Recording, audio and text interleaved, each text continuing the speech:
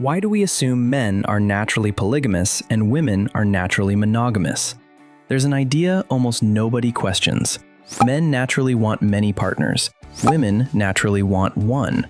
It's biology, it's evolution, it's just a fact. But where did this fact come from? Who tested it? And what happens if it's not as ironclad as it seems? Today, we're going to find out. A theory that sounds reasonable. In 1972, biologist Robert Trivers published his theory of parental investment, and it really does sound logical. The idea goes like this. A male produces millions of sperm. A female produces a limited number of eggs. Sperm is cheap. Eggs are expensive. So it's evolutionarily advantageous for males to fertilize as many females as possible. And for females, it pays to carefully choose one high-quality partner and invest in him and the offspring. Sounds convincing, and it's partly true for some species. But then people started applying this theory to everything, to humans, to primates, to fish, to spiders. And suddenly all of nature fit into one simple pattern: the active male, the passive female. The problem is, nature never read that script and decided to ignore it anyway. Bonobos and an inconvenient truth. We share 98.7% of our DNA with bonobos. They're our closest relatives, right alongside chimpanzees. And here's what bonobos do. Female bonobos are extremely sexually active. They have relationships with multiple males. They also have relationships with each other. Sex, for bonobos, is used to resolve conflict, to build alliances, to release tension after a fight. If two bonobos argue over food, they make up through sex. If a new bonobo joins the group, they're welcomed with sex. It sounds like a joke, but it's documented reality. And on top of that, bonobo society is matriarchal. Females lead. Females form coalitions. Females control resources. So here's the question. If our closest relative has sexually active, independent females running a matriarchal society, why did we decide that human women are naturally passive and monogamous? What research says about humans. This is where it gets really interesting. Researchers ran experiments asking men and women about their sexual desires. Publicly, the difference between the sexes was huge. Women wanted stability, relationships, one partner. Men wanted variety. Then the same experiment was run anonymously, with a lie detector, or simply with a guarantee of complete anonymity. The gap between the sexes nearly disappeared. Under anonymous conditions, women reported a desire for sexual variety at roughly the same level as men. The difference wasn't biology. The difference was that women knew society would judge them for an honest answer. What life looked like before agriculture. This is where anthropology starts dismantling everything we thought we knew. Before the agricultural revolution, for most of human history, people lived in small, nomadic groups of 20 to 30. And family structures in these groups were far more varied than what we've come to think of as normal. There's a concept called partible paternity, the idea that a child can have multiple fathers. This isn't a metaphor. In some Amazonian tribes, there's still a belief that a child is formed from the seed of several men.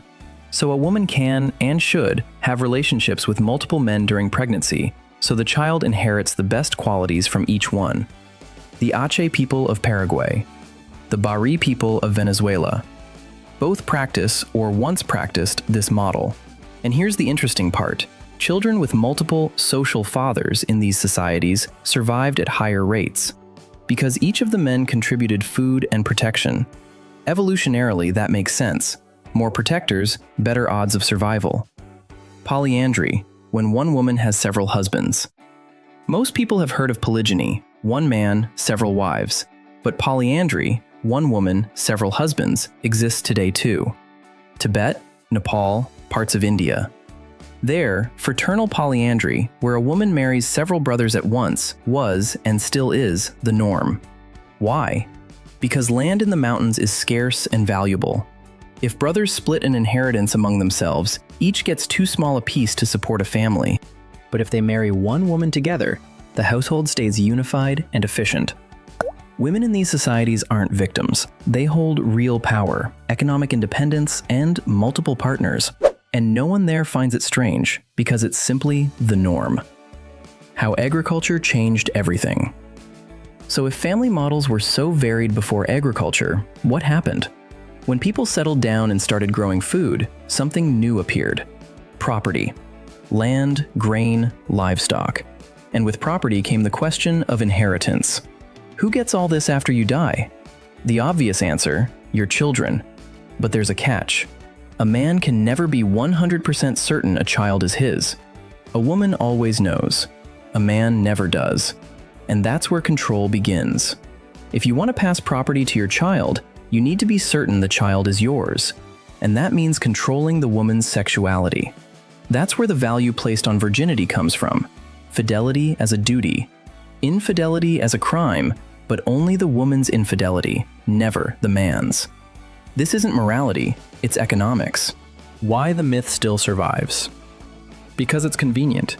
If male polygamy is natural, then men can't be blamed for it. They're just built that way. Biology. If female monogamy is natural, then a woman who wants more is abnormal. Something's wrong with her. This idea removes responsibility from some and places it on others. It explains the existing order as inevitable, as a law of nature. But a law of nature doesn't need social enforcement to exist. Nobody has to punish people for breathing. Yet society has punished women's sexual freedom for a very long time, and very harshly. Which, on its own, tells you a lot about how natural this really is. Conclusion.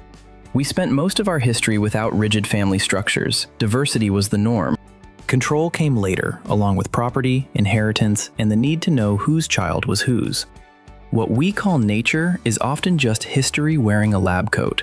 So next time someone tells you, men are just naturally like that, ask them, exactly which year did that nature start? Sources: Robert Trivers, Parental Investment Theory, 1972. Sarah Hurdy, Mothers and Others. Christopher Boehm, Hierarchy in the Forest, Beckerman and Valentine, 2002.